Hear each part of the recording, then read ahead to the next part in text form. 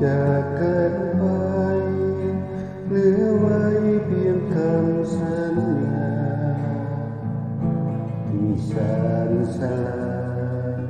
ส่งเธอขึ้นบนรถไฟหากใหญ่ยามนี้ความรักยังมีมากมายหากโดยหัวใจ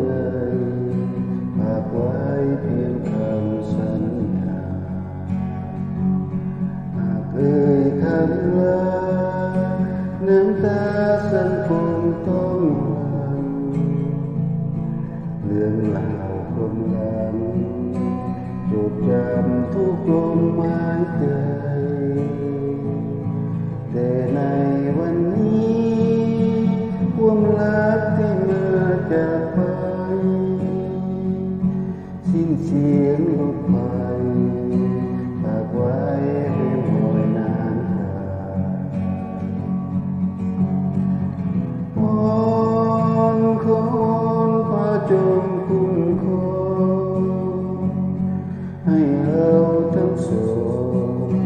กลับมาหากันอีกคนกลับจนอาทิตย์ลับไปไล่ความมืดมนให้ผลพังคงหลั่งมาสลมดวงใจเธอโบกมือลาแก้วตาเธออย่าร้องไห้ไม่เปลี่ยนแปลงไปหากใจเรายังมั่นคงสบตาอีกครั้งหากรักเต็มความห่วงใย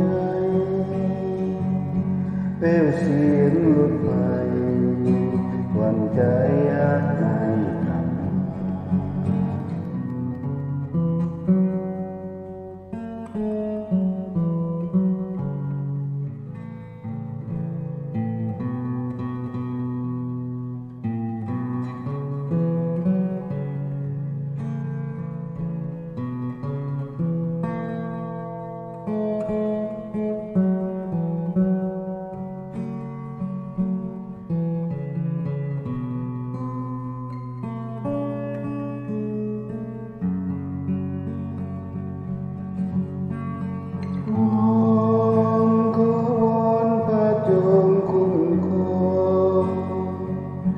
ให้เราทั้งสอ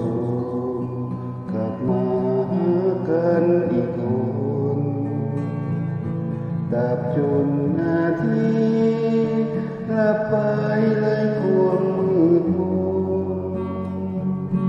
ให้ผลพังคงหลั่งมาสลมดวงใจเธอโบกมือลา